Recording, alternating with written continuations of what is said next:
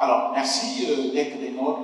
Je me réjouis parce que le panel est constitué d'éminents civilistes, donc des gens qui peuvent nous apporter de réelles informations en rapport avec le sujet. Et je commence par l'extrême gauche, pas que vous êtes de l'extrême gauche, monsieur Alex Kangé, mais de par votre expérience dans votre pays, on sait que vous êtes nanti une forte expérience dans le secteur privé, mais aussi en tant que quelqu'un qui a été dans l'antre de l'exécutif.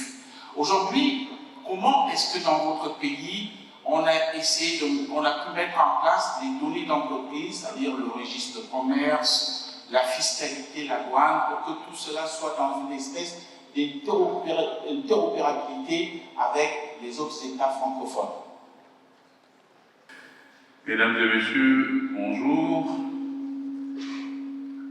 Avant de répondre à la question de M. Ndongo, je souhaiterais vraiment remercier le président Jean-Daniel Ovaga pour l'honneur qu'il m'a fait de m'inviter à participer à ce forum. Jean-Daniel, je ne le vois pas, je lui dis un très grand merci. Alors, pour revenir à la question, M. Ndongo, je peux dire que la RDC mesure bien, et très bien, l'enjeu de passer l'administration cloisonnée à un véritable écosystème numérique interopérable. Alors hier, on a parlé de la digitalisation dans cette salle. Je dois redire qu'elle constitue vraiment un levier majeur de compétitivité économique, d'amélioration de la gouvernance publique et surtout aussi d'intégration régionale. Alors, en résumé, les réformes structurelles qui sont présentement menées par le gouvernement de la RDC pour digitaliser les données des entreprises, j'en identifie deux qui sont majeurs, mais à travers les deux, il y en a qui sont menées par des entreprises, non pas des administrations publiques. Alors, il y a d'abord la création d'un identifiant unique, reconnu par toutes les administrations publiques. Alors, l'objectif, c'est qu'une entreprise ne soit identifiée qu'une seule fois par toutes ces administrations qui elles-mêmes mènent également des réformes à leur niveau. Alors, il s'agit d'abord du guichet unique de création des entreprises. Ce guichet unique s'occupe principalement du registre de commerce et du crédit immobilier.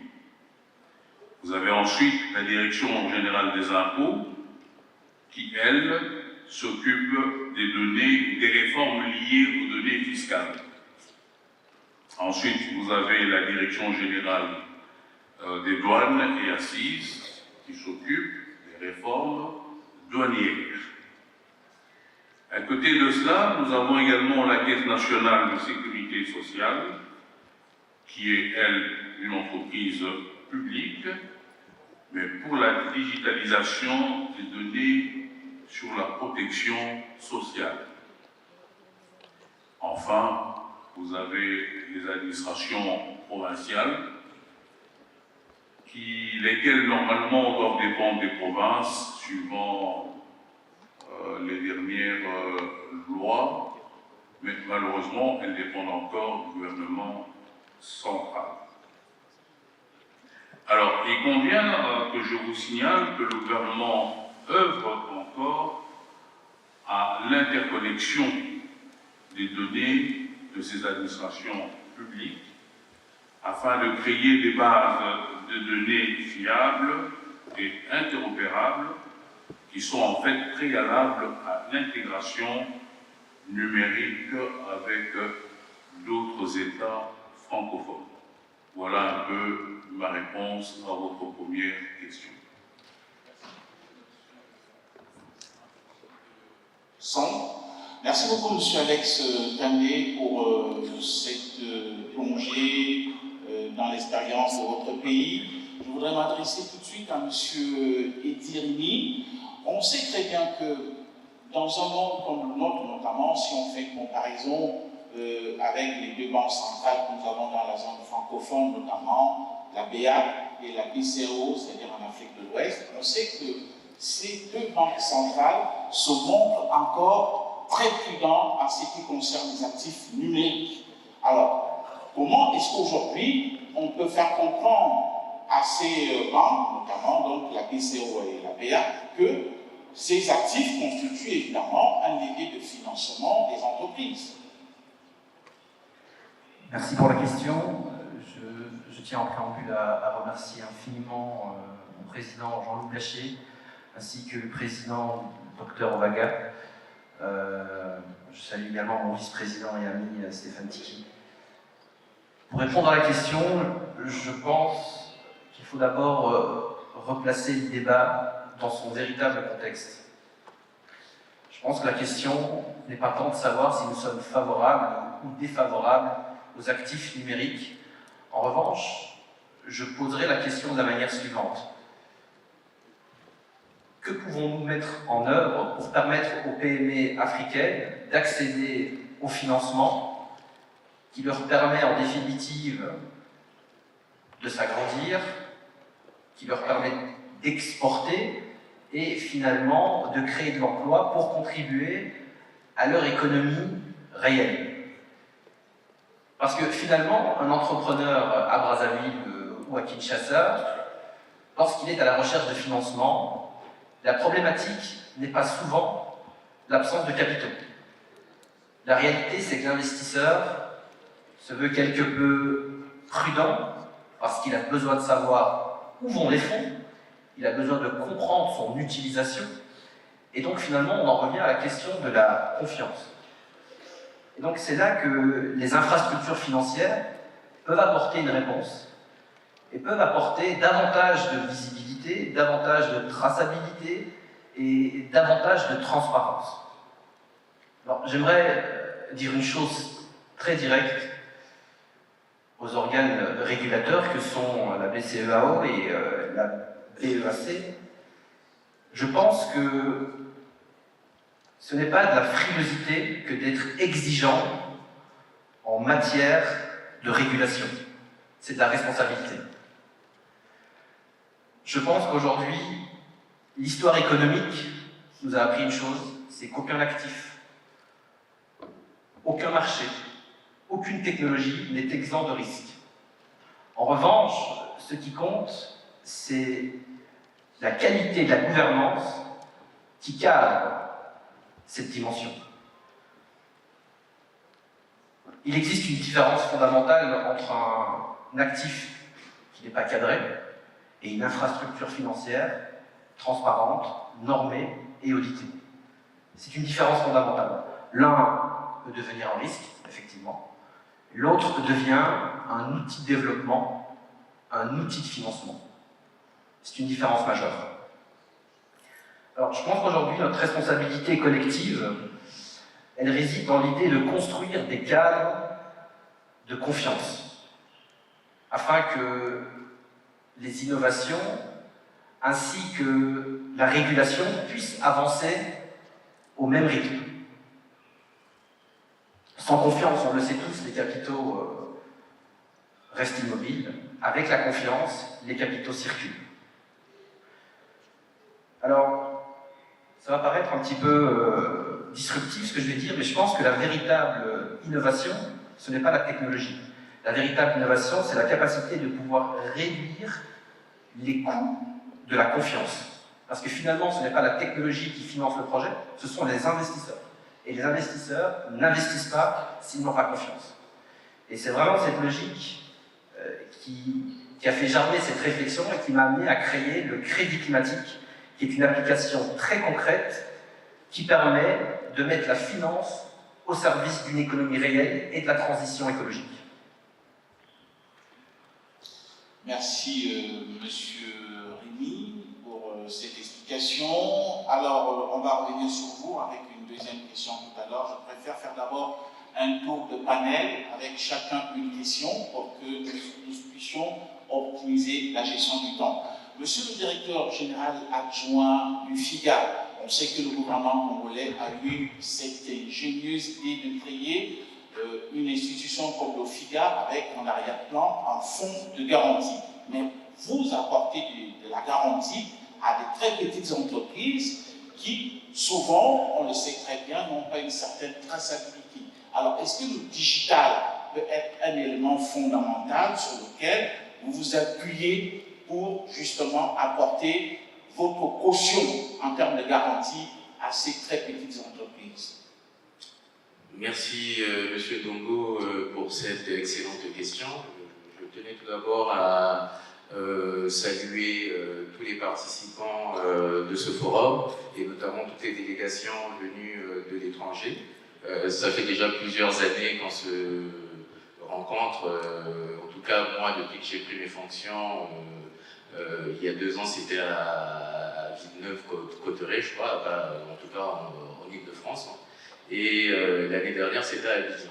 Donc encore bienvenue à Brazzaville, je suis heureux en tout cas de vous accueillir chez nous.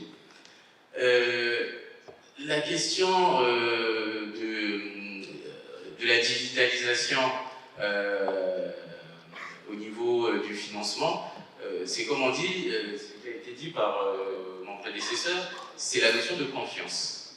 Et la notion de confiance dans la banque traditionnelle a toujours été démontrée avec des documents de type les bilans financiers certifiés par des comptables, une traçabilité au niveau administratif.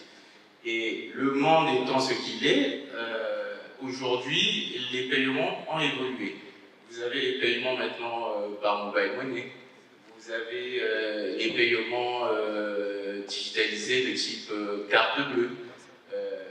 Sur d'autres économies, déjà, ça se développe. On utilise pour les paiements en espèces des caisses enregistreuses qui permettent de faire une traçabilité de ces paiements-là. Et donc, tous ces éléments devraient emmener normalement, on va dire, les établissements financiers à repenser la manière de pouvoir quantifier la donnée. Parce que ici, c'est la donnée qui va permettre aux établissements financiers de pouvoir apporter le financement aux entrepreneurs. Qu'est-ce que nous, aujourd'hui, au niveau du Fonds d'impulsion de garantie et d'accompagnement, le FIGA, nous faisons en termes d'inclusion financière? C'est que nous aidons les entrepreneurs à retracer leurs opérations. Nous les aidons à pouvoir faire leur plan d'affaires en partant, comme dit le dicton, dis-moi combien tu as dépensé et combien tu as encaissé, et je te dirai quelle est ta capacité de remboursement. Donc nous le faisons avec les micro-entreprises pour les permettre d'accéder au niveau des établissements financiers pour avoir la garantie bancaire. Nous ne sommes pas arrêtés au niveau en termes d'inclusion financière au niveau des très petites entreprises. Avec la Banque Postale, l'un de nos partenaires bancaires, nous avons lancé au mois de janvier, je crois, de mémoire, le programme Moi Cité Téléma. C'est un programme qui s'adresse aux femmes entrepreneurs, qui va jusqu'à 30 millions de francs CFA, et nous avons accompagné, je pense, 7 entrepreneurs, donc je crois que la Banque Postale les a financés à hauteur de 145 millions, et nous avons apporté une garantie à 80%. Et là encore, sur ces entrepreneurs-là, nous les avons emmenés à reconstituer leur état financier. La banque ne les aurait jamais accompagnés parce qu'ils n'avaient pas de bilan comptable certifié, mais par ce programme-là et grâce à la garantie du FIGA, la banque a accompagné ces femmes-là avec derrière un programme d'accompagnement pour que les prochaines années, ils puissent avoir des bilans certifiés. Il faut prendre des exemples, bon, c'est vrai que nous sommes dans un forum francophone, mais le Kenya est l'exemple même de cette digitalisation au niveau de la finance. Je crois que c'est M-Pesa, si je ne me trompe pas, où aucune garantie n'est demandée. On ne demande pas de bilan aux commerçants. On se base sur l'historique du commerçant, des opérations qu'il fait sur son compte M-Pesa, sur ses habitudes, sur ses épargnes, pour pouvoir automatiquement valider un crédit qui serait demandé directement en quelques minutes sur le téléphone. Nous avons l'exemple de la Côte d'Ivoire, pour maintenant redescendre au niveau des pays francophones, qui déjà est en train de digitaliser énormément d'opérations au niveau des taxes, entre autres, et qui, aujourd'hui, les banques ivoiriennes reprennent ces données pour pouvoir apporter du financement aux entrepreneurs.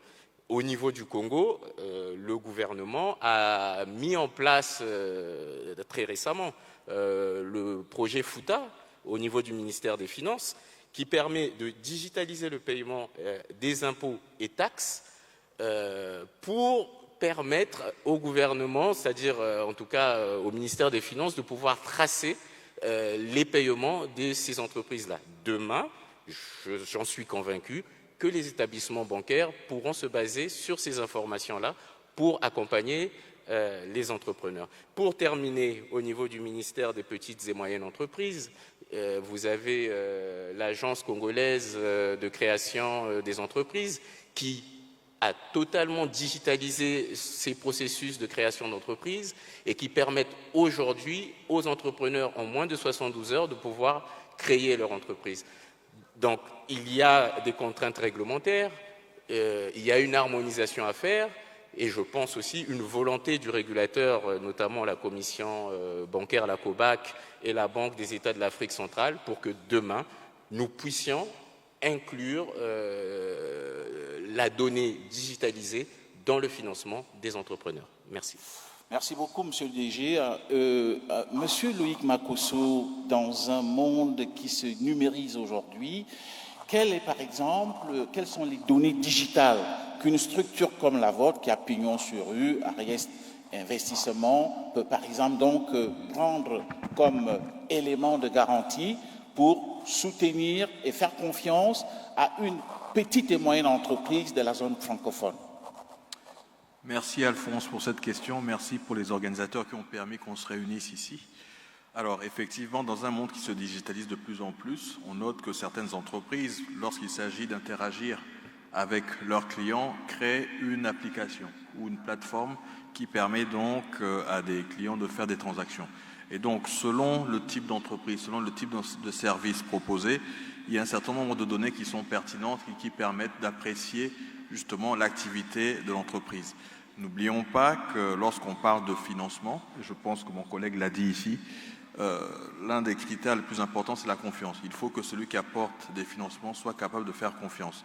Et justement, avec des applications, on peut effectivement tracer l'activité. Alors, selon le type d'activité, une entreprise qui travaille dans la logistique, on va regarder par exemple le nombre d'expéditions effectuées. Une entreprise qui fournit des services de solutions énergétiques, on pourra apprécier le nombre de connexions.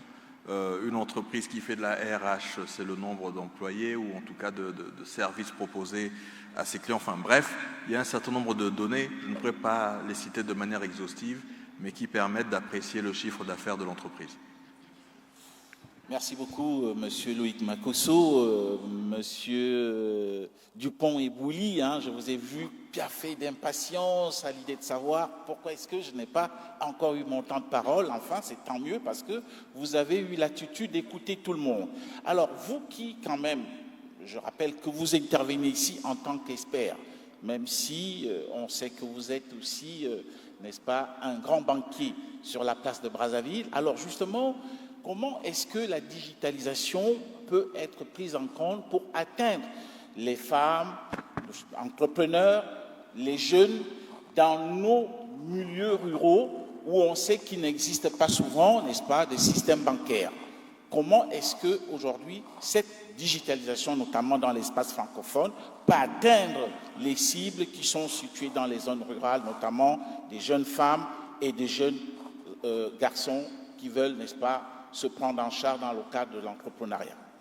Écoutez, moi je vous remercie pour la question et avant tout je vais également remercier les organisateurs pour cette occasion qui nous permet donc de pouvoir partager et ainsi polliniser cette information sur l'inclusion financière et surtout comment est-ce que l'on arrive à pouvoir être plus efficace et à identifier les défis qui sont donc à adresser de façon efficace. J'interviens également en tant que premier vice-président de la Chambre de commerce Canada-Afrique pour le Congo, qui agit énormément sur des problématiques d'inclusion financière. Alors, l'inclusion financière est un concept pour pouvoir aider les participants à comprendre de quoi on parle. Ça part en fait de l'exclusion d'une frange de la population, leur exclusion des services financiers de base. Et cette frange-là a été identifiée au niveau africain, au niveau mondial, comme étant d'abord les femmes qui sont souvent exclues.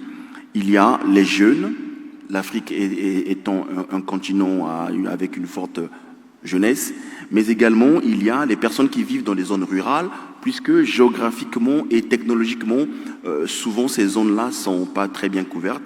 On parle de zones blanches quand il s'agit de couverture Internet et même en télécommunication. Mais également, il y a les start-up.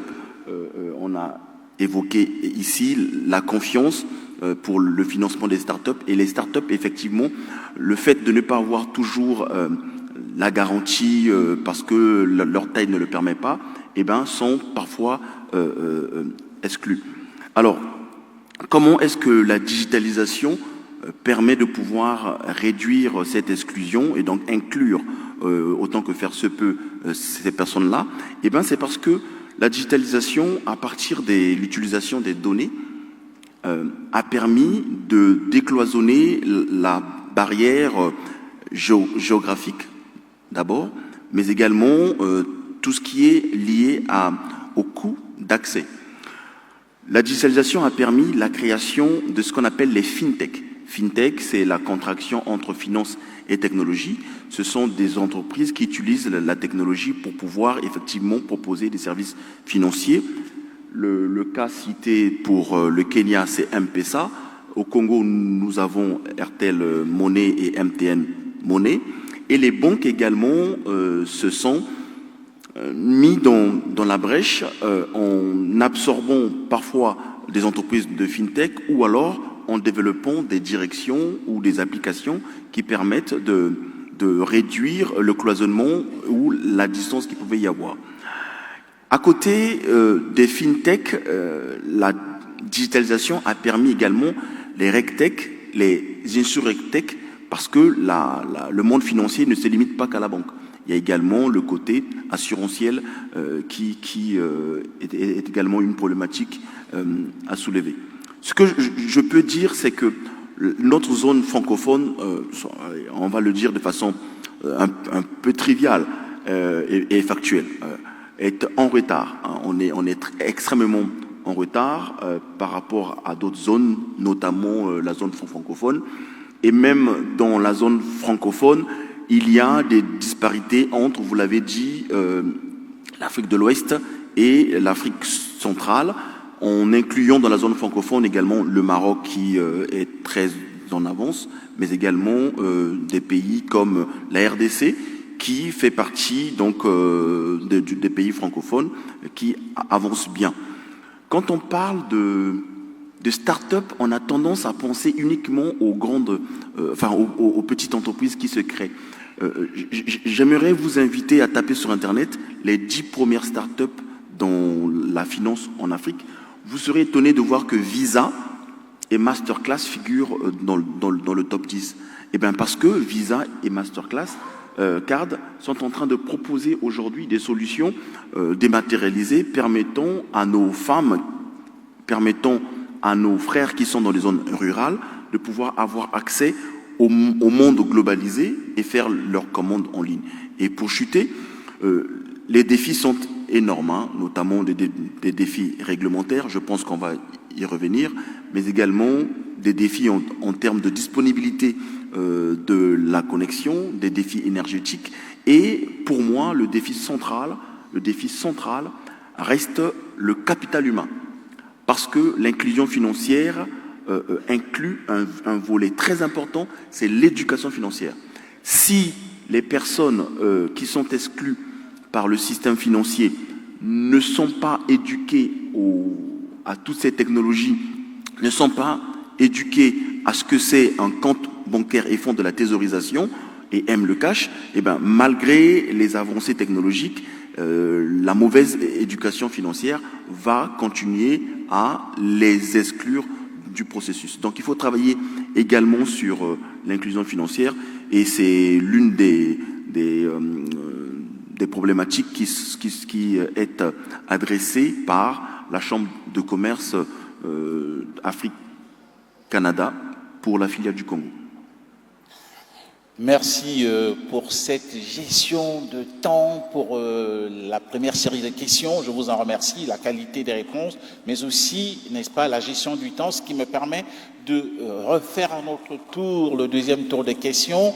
Monsieur Alex Kandié, de par votre expertise, de votre expérience, alors, aujourd'hui, qu'est-ce que vous pouvez imaginer comme données d'échange entre les banques centrales et, par exemple, les sociétés de garantie dans notre espace communautaire d'abord, c'est-à-dire la communauté économique de l'Afrique centrale, mais aussi même au niveau de l'OIF. Comment est-ce que vous pouvez, par exemple, projeter une telle façon de faire? Merci, M. Ndongo, pour la seconde question. Alors, moi, je dirais que pour bâtir un espace financier francophone interconnecté, j'imagine à mon niveau que la CAC et l'OIF devraient penser à l'implémentation de 5 protocoles d'échange des données entre les banques centrales et les agences de garantie. Alors, les 5 protocoles que personnellement j'ai imaginés sont les suivantes. Il y a d'abord la mise en place d'une plateforme sécurisée d'échange des données, et cela pour lutter contre le blanchiment d'argent et jouer en faveur de la surveillance prudentielle. Le deuxième protocole d'échange concerne, on en a beaucoup parlé hier, la création d'un passeport unique des petites et moyennes entreprises francophones, cela pour disposer d'un dossier numérique qui peut être consulté dans tous les États membres ou tous les États partenaires. Le troisième protocole concerne la mise en place d'une plateforme francophone de garantie pour mutualiser les informations et réduire de cette manière-là le risque pour les banques de la partie francophone. Alors, le quatrième protocole que j'ai imaginé concerne la mise en place d'un standard commun de paiement, et cela surtout pour réduire les coûts des transactions transfrontaliers, donc entre pays frontaliers.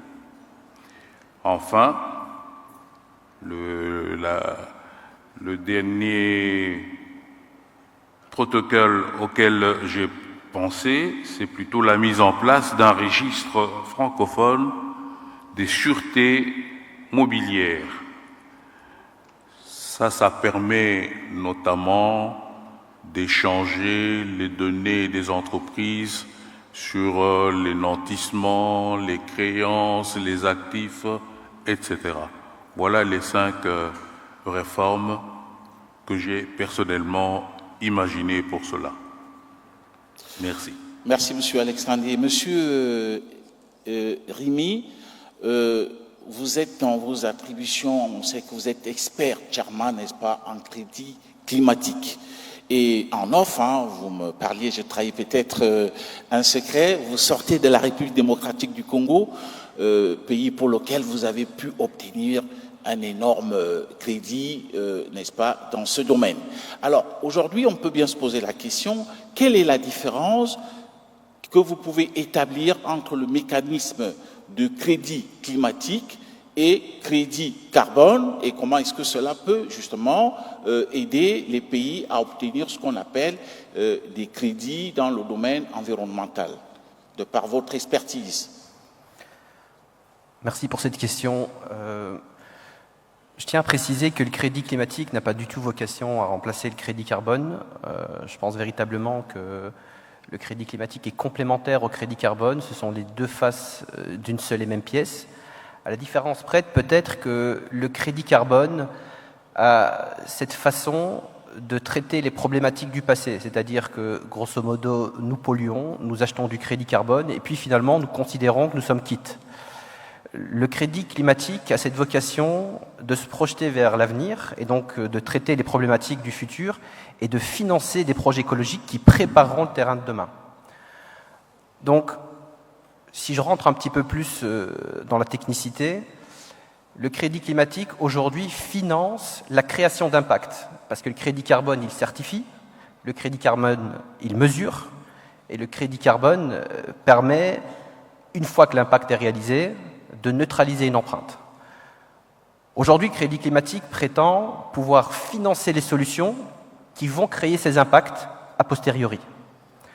Donc c'est vraiment la différenciation notable que je mettrai en exergue. Il en existe d'autres d'ordre technique qui sont peut-être pas pertinentes en l'instant, mais ce sont les deux différences fondamentales. Alors, cette philosophie étant mise sur la table, je reviens sur ma visite. Malheureusement, je n'ai pas pu assister au début des hostilités hier, puisque j'étais à Kinshasa. Nous avons signé le lancement du premier projet pilote de reboisement de 1000 hectares de forêt, ainsi que 100 hectares d'une ferme agroécologique. Et donc ce projet s'inscrit dans un programme beaucoup plus large, puisque nous avons réalisé la signature d'un accord, nous avons levé 44 millions de dollars, qui a vocation à financer 11 projets écologiques dans 11 pays d'Afrique centrale. L'idée ici, c'est de passer de la vision à l'exécution. C'est important pour nous de pouvoir démontrer que sur le terrain, ça se matérialise. On parvient à concrètement impacter et le climat et surtout les populations locales.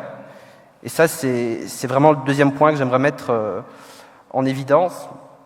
Si on veut permettre aux capitaux de rejoindre plus rapidement les projets qui créent une valeur environnementale et mesurable, il nous faut impérativement trouver des clés qui facilitent la fluidité, la transparence, la cohérence et la confiance.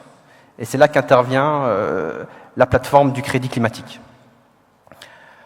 Alors, aujourd'hui, notre écosystème du crédit climatique fédère 37 pays. Nous avons évidemment le GPF qui est le partenaire de la première heure, que je remercie chaleureusement. Nous sommes en discussion avancée avec les Nations Unies, parce que nous savons aussi que c'est à travers eux qu'on obtient une légitimité qui nous permet encore d'aller plus loin dans le financement des projets. Mais si je devais résumer ces dernières années où j'ai eu l'opportunité de travailler avec des entrepreneurs, des institutions, des porteurs de projets, je dirais qu'une conviction s'est imposée à moi. L'Afrique ne manque pas de ressources. L'Afrique ne manque pas de talent. L'Afrique ne manque pas de projets. Peut-être qu'elle manque simplement de mécanismes pour pouvoir transformer ces ressources naturelles en levier de financement. Et donc c'est précisément la vocation du crédit climatique.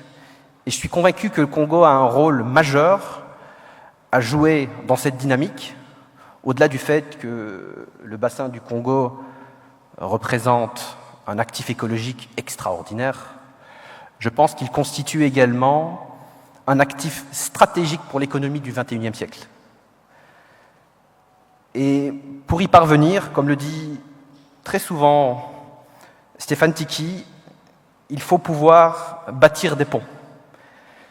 Bâtir des ponts entre les capitaux et les projets, bâtir des ponts entre l'innovation et la régulation, bâtir des ponts entre l'économie réelle et l'infrastructure numérique dont j'ai fait un petit exposé tout à l'heure, car au fond, le XXIe siècle ne sera pas défini par ceux qui détiennent le plus de ressources, mais par ceux qui parviendront à inspirer un maximum de confiance. Et c'est à travers cette réflexion que le crédit climatique travaille à cette fameuse économie de la confiance. Et dans le jargon, je dis souvent, si Dieu veut, de grandes choses pourraient se réaliser. Je vous remercie. Merci beaucoup, Monsieur Rémy, pour cette exégèse et votre expertise que vous mettez, n'est-ce pas, à la disposition de tout le monde. Ce qui me permet de revenir sur le directeur général adjoint du FIGA. On sait que l'espace francophone est assez connecté, mais alors, comment est-ce que votre institution, notamment le FIGA, peut-il donc essayer de partager son expérience, c'est-à-dire de mutualiser son expérience en termes de garantie avec des institutions similaires dans l'espace francophone?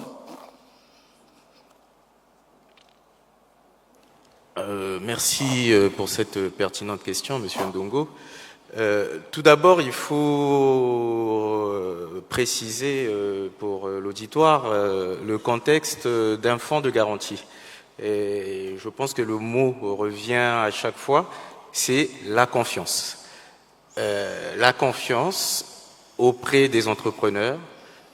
Pourquoi un fonds de garantie au Congo? C'est tout simplement parce que le président de la République, dans sa vision, avait constaté que les entrepreneurs, les petites et moyennes entreprises, n'avaient pas accès en grande majorité au financement parce qu'ils avaient un défaut de confiance auprès des établissements bancaires. Et ce défaut de confiance, ce n'est pas l'absence d'activité, c'est l'absence de garantie. Je vais essayer vraiment d'être simpliste, parce que je suis un ancien banquier, donc je vais essayer d'éviter les mots techniques, mais le banquier, pour prêter à un entrepreneur, il va d'abord regarder l'activité. Ensuite, même si l'activité le convient et qu'il est sûr qu'il y a les revenus nécessaires pour le remboursement, il va quand même exiger d'avoir des garanties, ce qu'on appelle dans le jargon technique des éléments de confort, c'est-à-dire au cas où l'imprévu arrivait, je me retourne sur quoi? Si votre activité s'arrêtait, je me retourne sur quoi? Et c'est ça la garantie. Et généralement, les jeunes entrepreneurs, ceux qui commencent leur activité, n'ont pas toujours les garanties nécessaires à apporter aux établissements bancaires, et c'est d'où la création des fonds de garantie. Pour parler de mutualisation dans un espace francophone, il faut d'abord dire qu'au niveau continental, les États n'ont pas attendu pour mutualiser leurs efforts. Au niveau africain, vous avez le Fonds de solidarité africain, je crois le FSA, vous avez le FAGAS aussi au niveau africain. Je peux prendre aussi des exemples en Europe. Vous avez le Fonds européen d'investissement et je crois la Banque européenne d'investissement. Et c'est déjà des formes de mutualisation des garanties. Maintenant, la question ici, c'est de se dire, nous sommes un forum francophone, on se retrouve chaque année. Qu'est-ce qu'on peut faire pour un marché où il y a près de 320 millions de personnes? Je crois, les derniers chiffres que j'avais remontant de l'année dernière, le marché francophone représente 20% du produit intérieur du PIB mondial. Qu'est-ce qu'on offre à nos entrepreneurs dans ce réseau francophone pour qu'ils puissent entreprendre leurs activités. Et donc, les pistes, ce serait tout simplement de faire un fonds de garantie francophone qui permettrait de mutualiser les risques, puisqu'il a été démontré que 10 fonds de garantie ayant chacun 10 milliards ont moins d'impact qu'un seul fonds avec 100 milliards aura plus d'impact, puisqu'il y a ce qu'on appelle un effet de levier. C'est-à-dire que pour 1000 francs CFA investis en termes de garantie, techniquement, ça devrait avoir un effet de levier de 6 à 10, 2 fois 6 fois 10. Voilà. Donc, je pense que nous avons quand même fait de bonnes avancées avec le GPF. Je crois qu'il y a 2 ans, on parlait de faire une plateforme pour connecter les entrepreneurs. Aujourd'hui, cette plateforme est devenue réalité. J'émets le vœu, en tout cas au nom du gouvernement congolais, que Brazzaville soit le départ du lancement d'une réflexion d'un fonds de garantie francophone qui permettra à nos entrepreneurs de pouvoir avoir accès à des financements plus importants pour profiter de ce marché. Merci. Merci, Monsieur le DGA. Monsieur Loïc Makosso, on sait que l'éligibilité de certaines entreprises à l'investissement se heurte, n'est-ce pas, à leur manque de mise à niveau sur le plan numérique. Alors, une structure comme la vôtre qui a pignon sur rue, notamment Ariès Investissement, comment est-ce que vous pouvez, n'est-ce pas, aider ceux qui sont justement dans cette insuffisance numérique à être au niveau qu'il faut pour être éligible à l'investissement? Merci pour la question et je tiens à préciser ceci. Le numérique, c'est juste un outil au service de l'entreprise. Ça ne doit pas être une fin en soi. Alors, chez Ariès, nous intervenons comme conseil en financement de projets. Concrètement, nous conseillons nos clients qui souhaitent mobiliser des financements. Nous travaillons beaucoup avec des entreprises qui souhaitent développer des projets d'infrastructure, même si par le passé nous avons eu des clients de taille beaucoup plus modeste, mais aujourd'hui on a un focus beaucoup plus sur les infrastructures. Cela dit, lorsque l'on fait une opération de levée de fonds, lorsque l'on accompagne une entreprise qui souhaite mobiliser des financements, il y a un certain nombre de prérequis qui doivent être vérifiés. Mon collègue a parlé de confiance. Vous allez mobiliser une banque ou un fonds d'investissement. Il faut savoir que les ressources qu'ils apportent à une entreprise ne leur appartiennent pas. Ils ont un mandat de leurs clients pour investir, ou de leurs investisseurs pour investir ces ressources dont ils disposent dans des entreprises. Il faudrait donc que lorsque les propriétaires des ressources vont les réclamer, il faudrait que la banque ou le fonds d'investissement soit capable de restituer les fonds qui ont été confiés. Et donc il est important de bien identifier la cible, de bien la préparer pour qu'elle puisse répondre aux exigences ou des banquiers ou des capital investisseurs. Et donc il y a un certain type d'action, on va dire un audit qui doit être effectué pour apprécier la capacité de l'entreprise à mobiliser des financements, que ce soit de la dette ou de l'equity. Lorsqu'on parle de dette, par exemple, on va regarder la capacité de l'entreprise à emprunter. Est-ce qu'elle a déjà un niveau de fonds propres suffisant pour pouvoir mobiliser de la dette? Je donne un exemple. Si vous avez un projet qui fait 100 millions, la banque n'a pas prétention, la vocation de financer la totalité du coût du projet. Elle va exiger que l'entreprise soit capable d'apporter au moins 30% du coût du projet. Ça, c'est les fonds propres qui peuvent être apportés par un capital investisseur. Et donc, on vérifie la capacité empruntée, c'est déjà à ce niveau-là. On va vérifier la capacité à exécuter le projet. Est-ce que l'entreprise, aujourd'hui, a les compétences en son sein pour développer le projet pour lequel elle souhaite mobiliser des financements? Et enfin, on va regarder la capacité à rembourser. Est-ce qu'il y a des revenus qui sont déjà connus, identifiés, qui permettraient de rembourser le financement que l'on a sollicité? Alors, ça c'est quand on veut mobiliser de la dette. Si on veut mobiliser de l'equity, donc auprès d'un capital investisseur par exemple, il y a d'autres critères qui vont être pris en compte. On va regarder la gouvernance de l'entreprise. Comment est-elle gouvernée? Est-ce qu'elle tient régulièrement des conseils d'administration? On va regarder les outils qu'elles utilisent parce que on a parlé tout à l'heure de confiance. il faut que celui qui vienne ouvrir le capot et mettre son nez dans l'entreprise, il soit sûr que les données qui lui sont présentées sont des données réelles, sont des données qui sont traçables, qui existent. Et donc on va regarder les outils, les ERP, les systèmes de gestion, etc., qui permettent de traiter cette donnée. J'ai parlé de la gouvernance, j'ai parlé des compétences techniques, des compétences humaines aussi. Donc ça, ce sont tout un ensemble de critères qui vont être regardés. Et on a parlé, pour revenir à votre question, on a parlé du numérique.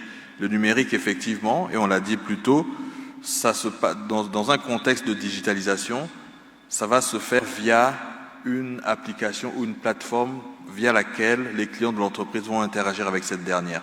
Et donc, via cette plateforme, on peut extraire des données qui permettent aussi à l'investisseur d'apprécier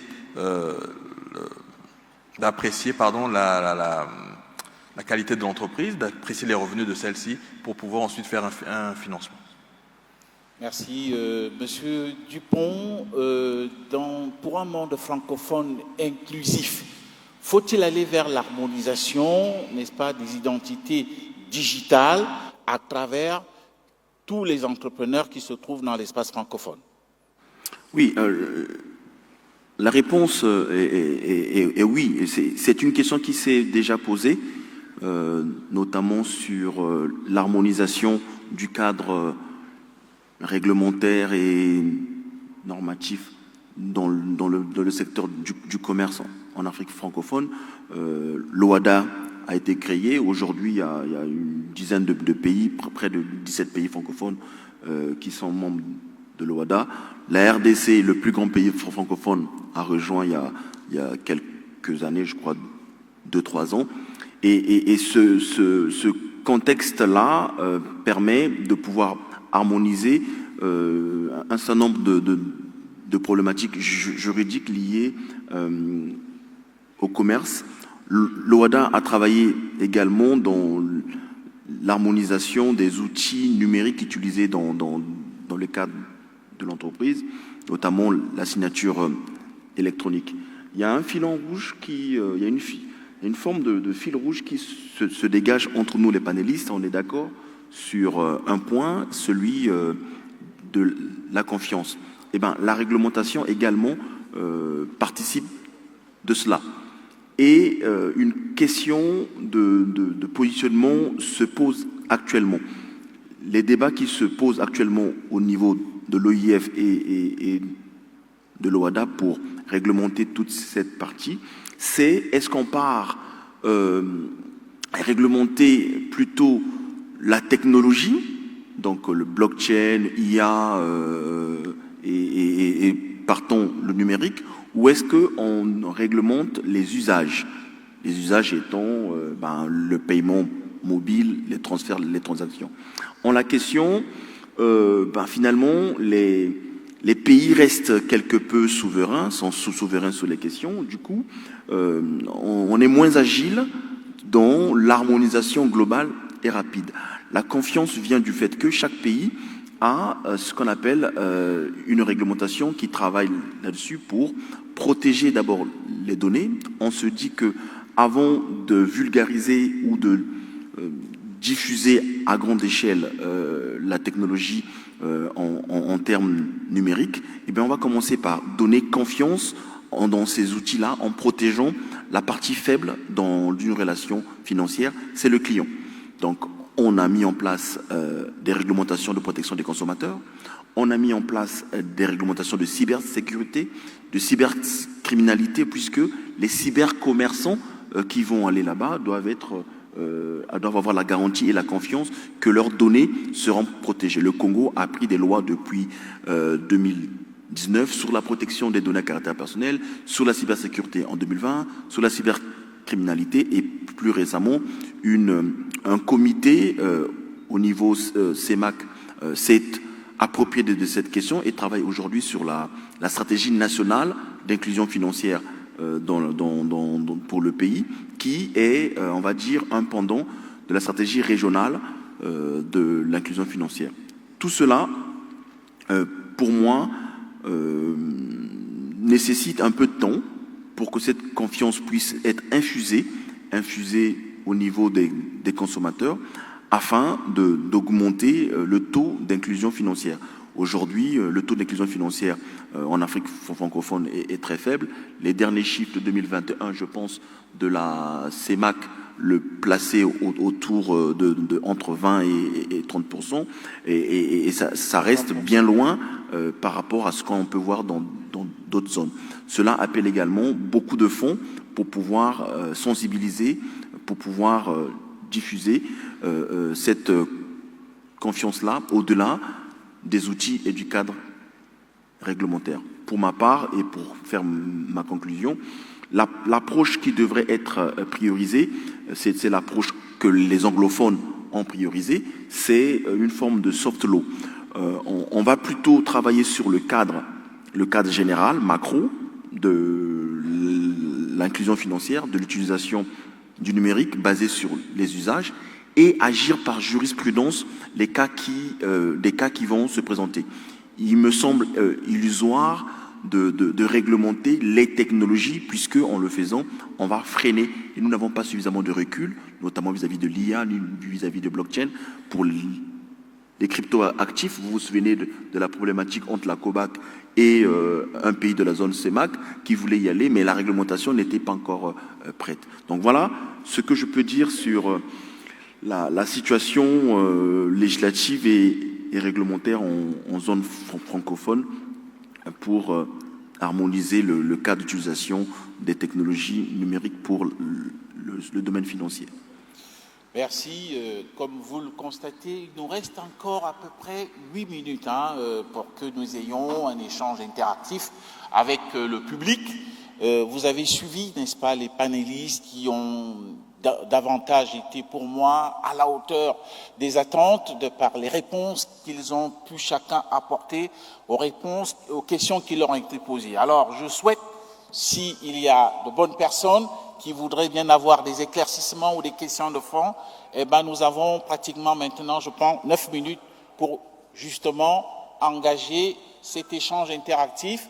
Ce que je vous propose, pour qu'on aille vite, puisque c'est une question de temps, vous prenez le micro. J'espère que le service d'accueil a prévu des micros.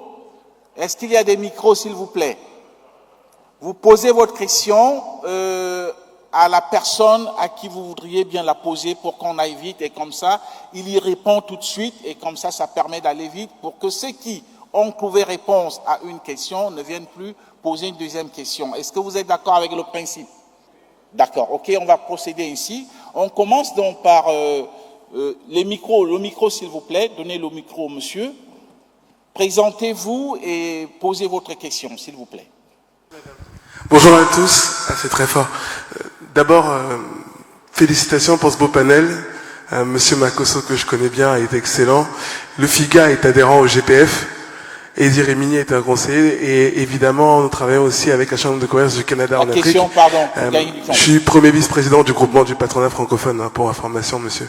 Donc laissez-moi juste remercier quand même les gens qu'on a invités ici. C'est non pas une question, voilà. C'est une congratulation. Non, c'est une question directe. On a parlé tout à l'heure d'un mot qui nous rassemble tous ici, la confiance. Parce que c'est la confiance qui donne aux gens l'envie d'investir. Et nous qui sommes des bâtisseurs de cette Afrique de l'excellence, comment est-ce qu'on peut redonner la confiance aux investisseurs sur le continent africain? Ce que Edi a réalisé à Kinshasa, c'est quelque chose d'exceptionnel, mais on a envie de faire sur tout le continent africain. Et c'est vrai, pardon de le dire, mais on est là pour se dire les choses, quand on va sur Google et qu'on met « investir en Afrique », même si l'Afrique est un territoire d'opportunité où les gens se rendent compte qu'ils vont gagner pour investir, c'est pas forcément la destination dans laquelle ils veulent investir. Je saisis aussi Loïc sur un sujet, notamment les agences de notation.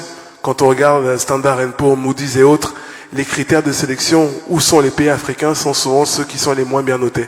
Donc comment est-ce qu'on peut redonner la confiance aux investisseurs pour qu'ils aient l'envie d'investir dans ce beau continent qui est un territoire d'opportunité? Merci, M. Makosso. Alors, excellente question, cher Stéphane. Depuis 1993, il y a un travail qui a été fait. Pourquoi 1993? C'est l'année de la mise en place de l'OHADA, l'acte uniforme pour l'organisation pour l'harmonisation du droit des affaires en Afrique. La confiance, moi je suis juriste, ça passe par des contrats. Lorsque les contrats sont bien rédigés et qu'on les respecte, on crée la confiance déjà, parce qu'on dit ce qu'on fait et on fait ce qu'on dit. Et si on ne fait pas ce qu'on a dit qu'on ferait, on peut être sanctionné contractuellement, pénalement ou civilement. Ça, c'est d'un. Deuxièmement, il y a un travail qui est fait au niveau des États pour améliorer le cadre des affaires. Quand on dit améliorer le cadre des affaires, ça peut être un terme générique, mais aujourd'hui, il y a différents mécanismes qui permettent d'assurer justement une transparence en ce qui concerne le cadre des affaires. Aujourd'hui, le droit prévoit le recours à l'arbitrage, par exemple, en cas de contentieux. Ça, c'est très bien. Vous avez un certain nombre de mécanismes encore, financiers, etc. Je donne un exemple. Les banques aujourd'hui sont toutes connectées à ce qu'on appelle la centrale des risques. Ça veut donc dire que on peut avoir les données sur un client via la centrale des risques, ce qui n'existait pas auparavant. Il y a, et je crois que mon collègue en a parlé, il y a un certain nombre ça c'est l'acte uniforme sur les sûretés qui prévoit un certain nombre de garanties pour justement sécuriser des financements. Donc il y a tout un tas de mesures qui ont été prises, et ce depuis l'avènement de l'OHADA, pour justement créer une confiance en Afrique. Je parle de l'Afrique francophone.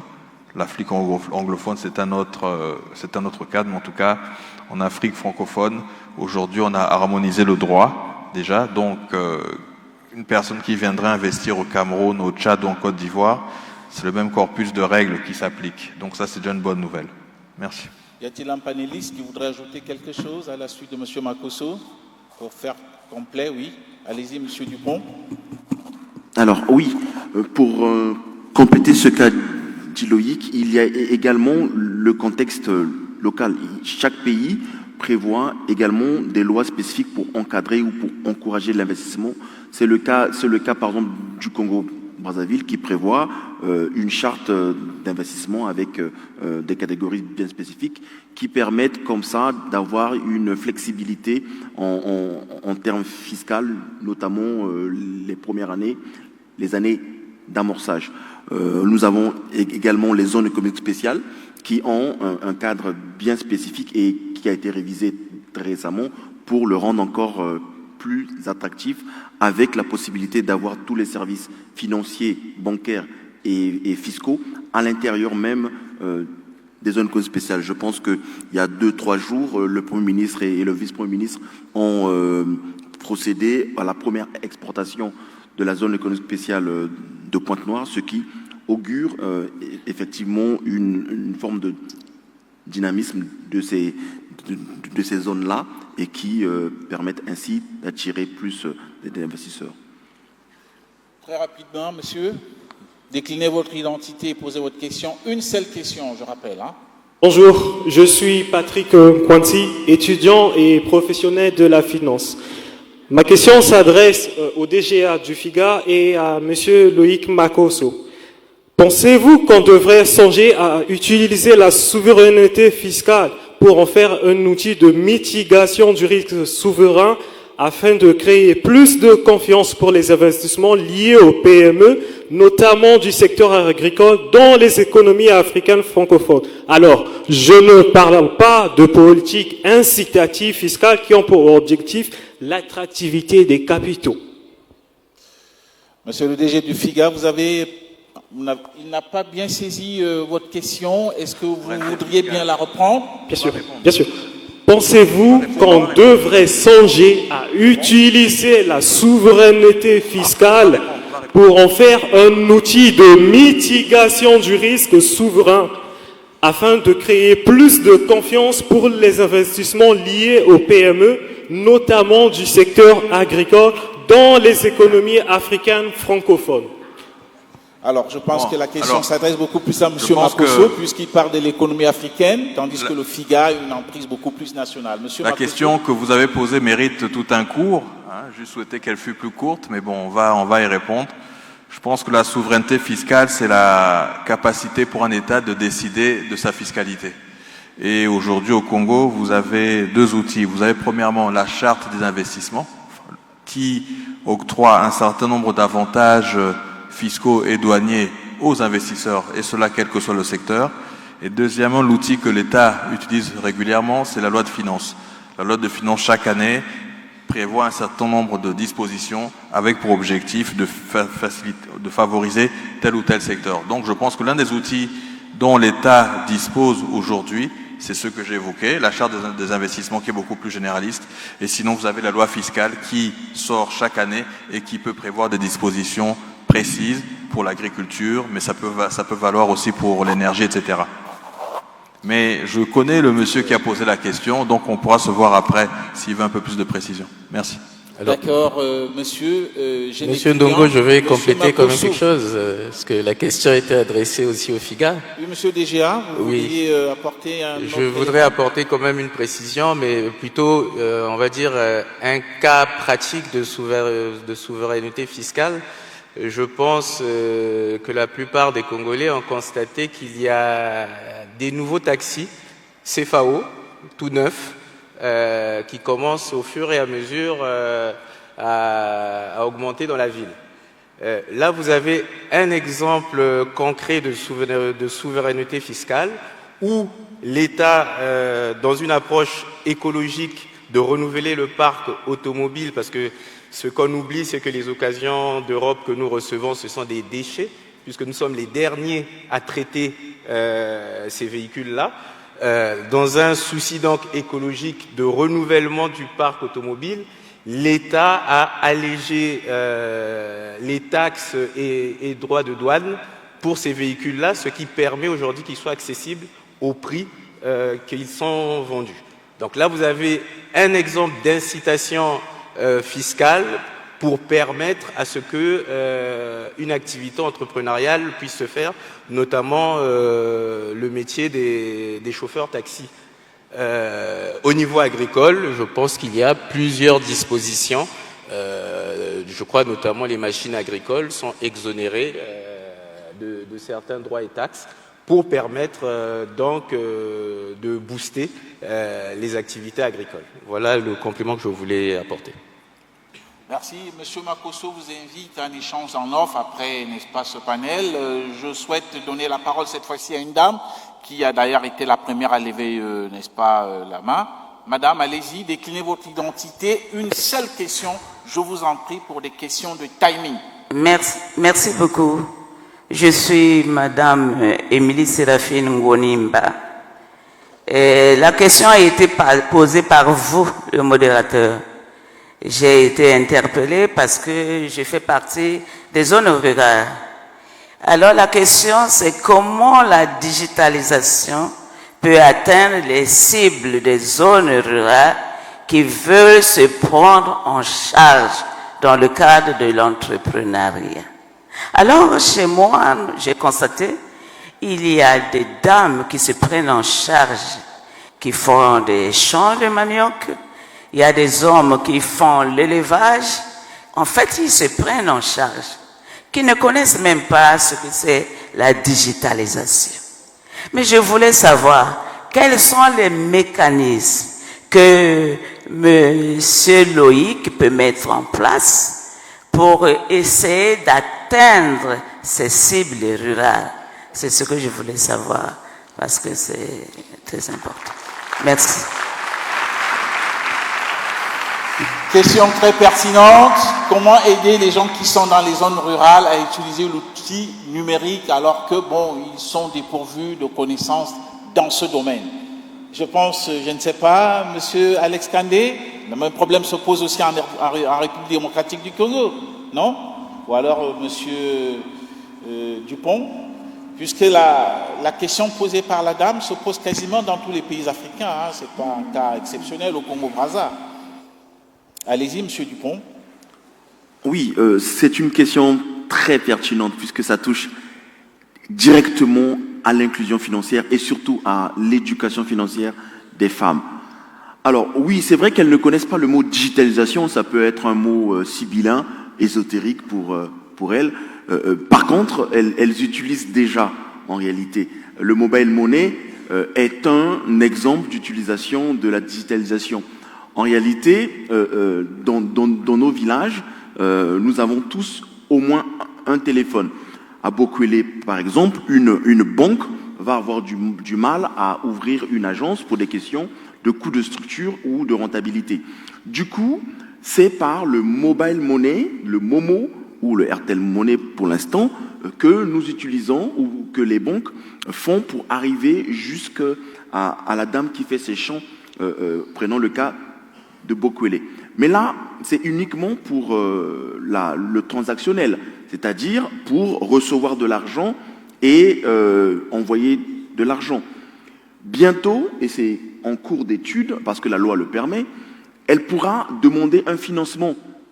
Elle pourra demander d'avoir 200, 300 000 francs CFA pour acheter des engrais, la dame, ou pour renouveler son outil aratoire de type pelle ou brouette. Ces prêts-là, qu'on appelle les nanocrédits, sont possibles en observant le flux des sommes qu'elle reçoit sur son mobile money, sur son Momo. Les banques utilisent une péréquation qu'on appelle le scoring. On va regarder un petit peu quel est le montant moyen qu'elle reçoit par mois sur une période de 3 à 6 mois, et on peut donc lui proposer un crédit. C'est prévu par la réglementation. Je pense que, sans faire de publicité, il y a 2 fintech au Congo qui sont très actives, et l'une d'elles, justement, est en train a obtenu l'agrément, est en train de tester ça avant d'en faire la commercialisation. Donc, du coup, les femmes à Bokwele, mais ça peut être à Pikunda, à Wolo, à Boko, vont pouvoir effectivement avoir du financement directement sur leur téléphone sans avoir besoin de monter des dossiers de demande de crédit qui parfois ressemblent à une liste pour une présidentielle. Très bien, merci. Alors, avec l'indulgence, s'il vous plaît, des organisateurs, on va avoir 3 minutes additionnelles juste pour prendre une question, mais je souhaite, puisque nous avons la chance d'avoir avec nous un expert en crédit climatique, Monsieur Eddy Rimi, qui est avec nous, ne manquez pas, s'il vous plaît, de trouver une question qui peut justement faire que nous comprenions davantage ce qu'il a eu à exposer ici, notamment la différence entre le crédit carbone et le crédit climatique. Ce serait quelque chose de très important, puisque nous savons que le Congo est engagé sur le front, n'est-ce pas, de pouvoir engranger des financements dans le domaine justement environnemental. Donc, une dernière question, s'il vous plaît, pour que nous puissions clôturer. J'ai vu une dame lever le doigt, il y a une dame là-bas, j'ai de la préférence pour les dames parce que on a toujours besoin d'elles. On a vu tout à l'heure la question de la dame qui a fait arracher des applaudissements. Donc donnez le micro à la dame et puis on va clôturer tout en vous invitant à des échanges en off parce que les échanges peuvent continuer en off ici au-delà du panel. Le micro à madame et puis nous allons clôturer s'il vous plaît. Alors bonjour à tous. Je suis étudiante en sciences politiques et relations internationales et ma question est la suivante. La finance numérique se développe vite, mais elle tourne souvent en français ou en anglais. Que fait-on pour inclure les jeunes francophones qui parlent des langues locales et ne comprennent pas les termes financiers techniques? Merci. J'espère que j'ai compris sa question. Alors, vous savez que l'espace francophone, ce n'est pas seulement l'usage de la langue française, il y a aussi les langues nationales. Donc, tous ces gens sont considérés comme vivant dans l'espace francophone. Alors, qu'est-ce qu'on peut faire pour cela dans le cadre, justement, de l'inclusion financière? Je crois que c'est ça la question, madame. C'est la question que vous avez posée, puisque le son n'est pas tout à fait net, donc j'ai essayé de reprendre sans trahir votre pensée. Exactement. Exact, ok. Alors, l'espace francophone, c'est pas seulement les langues françaises. Il y a des gens dans des villages qui ne parlent pas notre langue, c'est-à-dire celle que nous utilisons ici, mais qui sont considérés comme francophones. Est-ce que pour autant ces gens sont exclus de l'inclusion numérique parce que ils ne parlent pas la langue française? Oui, merci. Oui. Aujourd'hui, avec l'intelligence artificielle et ce qu'on appelle le machine learning, il y a la possibilité de traduire de façon simultanée en plusieurs langues. Des tests sont en cours actuellement. Si vous tapez sur Google Lingala et Kituba, vous arrivez à avoir des traductions déjà dans ces deux langues-là.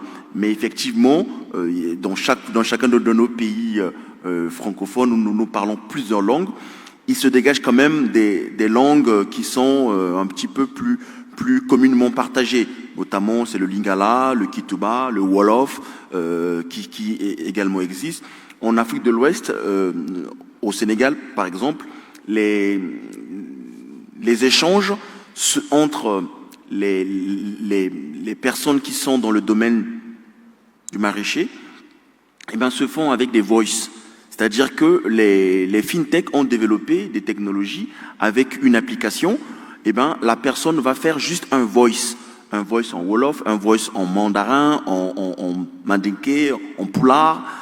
Il va parler et ce voice-là va être traduit et interprété en français pour que ça soit compris de la personne qui traite du côté de la banque. Donc oui, l'intelligence artificielle permet, avec la digitalisation, de pouvoir intégrer au fur et à mesure nos langues locales.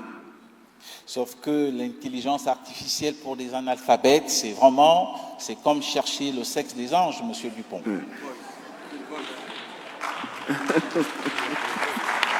Mais c'est transparent pour l'utilisateur. Monsieur le DGA, pour essayer de clôturer, les échanges vont continuer à notre, soyez-en rassurés. Monsieur le DGA, oui, allez-y. Oui, alors, je vais juste partager mon expérience en tant que commis de l'État. Je suis emmené à aller dans différentes localités pour apporter donc les informations concernant le FIGA. Et il faut que l'on puisse comprendre, quand on parle d'espace francophone, c'est aussi un état d'esprit. C'est une administration qui est écrite en français. Donc même si vous allez vers des administrés qui ont des langues locales, et nous utilisons parfois les langues locales pour communiquer, mais l'administration, elle est écrite et elle est en français. Et ce qui veut dire que même dans les usages au quotidien, ça s'attelle à ce qui se passe dans un espace francophone. Donc ce n'est pas parce que ces personnes-là ne parlent pas français qu'ils sont exclus de ce marché, mais le fait d'être dans cet espace francophone qui est une culture, une façon d'être, au-delà de la langue, ça leur permet de pouvoir accéder à ce marché-là. Donc c'est un peu le contexte que je veux recentrer, parce que je suis allé vraiment dans des localités où je me suis retrouvé à parler d'autres langues que le français, et je me débrouille pas toujours bien, mais le contexte reste le même. Tout simplement. Le marché, il restera toujours là. Merci. Oh là là, je vois tout le monde est assez gourmand en prise de parole. Monsieur Dupont voudrait rebondir. Alors, je voudrais d'abord savoir, Monsieur Alex ou Monsieur Eddy, est-ce que vous avez quelque chose à ajouter en rapport avec tout ce qui a été soulevé comme problématique tout à l'heure? Objectivement, je pense que l'espace francophone et le GPF en a la démonstration est un réseau d'affaires très important. Je pense que la sémantique ne doit pas être une frontière. On a parlé d'outils peut-être effectivement qui sont avant-gardistes, mais il y a toute une série de filières dont on peut user, qui sont peut-être plus rudimentaires, mais qui peuvent également être très efficientes. Donc je pense que le questionnement, c'est plutôt la volonté qu'on veut y mettre, plutôt que les obstacles qu'on observe. C'est là-dessus que je terminerai. Merci. Monsieur Alex, peut-être un mot? Ok, merci. Monsieur Dupont, je vous donne 30 secondes. Oui, en 30 secondes. C'était juste pour vous partager cette expérience.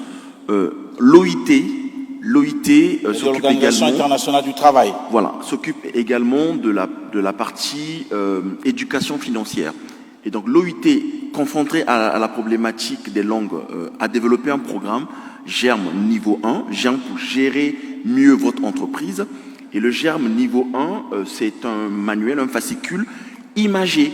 Ce sont des images qui permettent à ce que l'on puisse expliquer ce que c'est un compte bancaire à une personne qui se trouverait dans une zone rurale, une femme, une mère. Je suis moi-même certifié GERM et j'ai pu animer des formations à Mindouli en langue Munukutuba, mais les personnes me comprenaient très bien, puisque je ne suis pas très fort en Munukutuba, mais elles comprenaient très bien les images dessinées par l'OIT et qui sont normalisées pour tous les pays africains. Munukutuba, pour ceux qui sont étrangers au Congo, c'est la deuxième langue vernaculaire parlée dans notre pays après le Lingala. Bon, je n'ai pas les statistiques pour dire c'est la première ou la deuxième, mais on en a deux, le Lingala et le Munutukuba. Voilà, donc nous allons ici, s'il vous plaît, le temps nous tient à la gorge, je sens que c'est passionnant, les gens voudraient encore poser des questions, je vous renvoie dans les échanges en off, parce que ça ne se termine pas sur le panel, mais on peut éventuellement mieux en savoir en échangeant avec les différents panélistes, des experts que vous avez même vous-même suivis.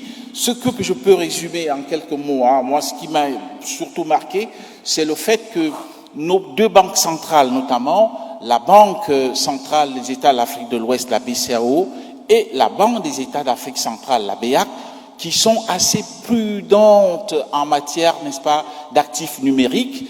On redoute un peu la technologie. Nous avons pu comprendre que ça peut constituer un levier de financement pour nos entreprises. Donc, je me souviens que la question d'ailleurs a été sur la table il y a une semaine, notamment à Yaoundé, lorsqu'il y a eu des rencontres entre les différentes banques centrales. Peut-être que c'est l'occasion de creuser davantage pour qu'on n'ait pas peur de cette technologie qui peut aussi apporter un plus. Je me regrette, monsieur Eddy, vous aurez pu avoir un peu plus de temps pour nous en dire davantage, mais je vous renvoie dans les échanges en off.